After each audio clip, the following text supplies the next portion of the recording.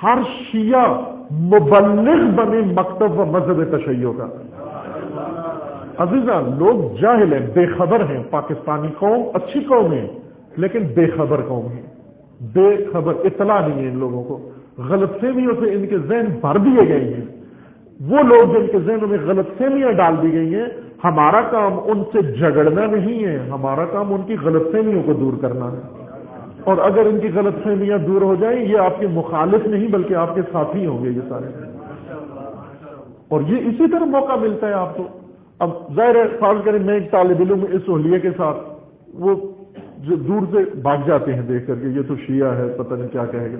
لیکن آپ ان کے ساتھ دن بھر دفتروں میں، مارکیٹوں میں، جہاں پر بھی ہو، ان کے سامنے ان کو ضروری نہیں کہ آپ اپنا فرقہ وارانہ موضوع چھیڑ دو نا. اپنی دلیری کے ساتھ اپنے مسلک پر عمل کرو. آپ دلیری کے ساتھ عمل کرو. اور بہترین وقت نماز، 5 وقت ملتے ہیں آپ کو تبلیغ تشیع کے لیے، 5 ٹائم، اور وہ ہے نماز کا وقت. نماز کے وقت اگر آپ نماز پڑھو تو 20 لوگ آئیں گے آپ سے بات چیت کرنا چاہیں گے. بھائی یہ کیسی نماز پڑھی آپ نے؟ کیوں ایسے نماز پڑھی آپ نے؟ سجدہ اس چیز پر کیوں کیا؟ کیوں کاغذ میں کیا؟ نیچے پاک صاف ستھرا کپڑا موجود تھا، چونکہ عموماً گندے کاغذ جیب میں پڑے ہوتے ہیں، وہ گندے کاغذ میں سجدہ کرتے ہیں، صاف کپڑے پر نہیں کرتے. جواب دو اس کو کہ یہ سجدہ ہم اس لیے کرتے ہیں کہ سجدہ کا حکم قرآن میں ہے کہ زمین پہ سجدہ کرو. قرآن کا حکم کیا ہے؟ زمین پہ سجدہ کرو. تو جو چیز زمین کا حصہ ہے اسی پر سجدہ جائز ہے. جو انڈسٹری میں جو چیز بنتی ہے وہ زمین کا حصہ نہیں ہے.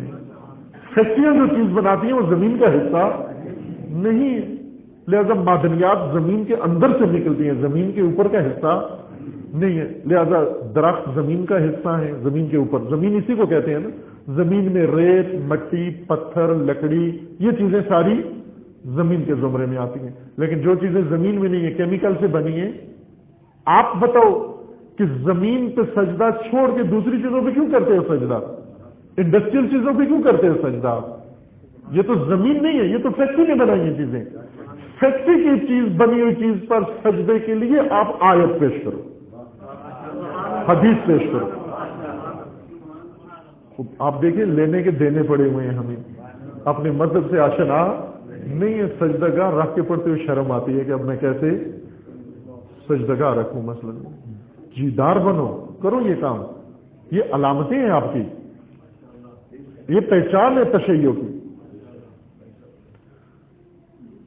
آپ تاریخ سے، اپنے دین سے، اپنے مکتب سے آشنا ہوں، آگاہ ہوں. آپ بعض شریعتیں ہیں جو خود ہی بنا کے رائج ہو گئی ہیں، معروف کرا دی گئی ہیں. اسی طرح کی تاریخ کے بارے میں جیسے میں نے ایک مثال دی کہ ہاتھ پر سجدہ کرو. آپ ضمنی بات آ گئی بیچ میں کہ یہ جہاں ہے مسلمات میں سے ہے کہ اگر کوئی چیز نہیں ملتی تو آپ ہاتھ پر سجدہ کرو. اسی طرح تاریخ کے بھی یا بعض اور واقعات ہیں جو رائج ہو چکے ہیں، ان واقعات کو ہم نے مسلم سمجھا ہوا ہے. ایسے نہیں.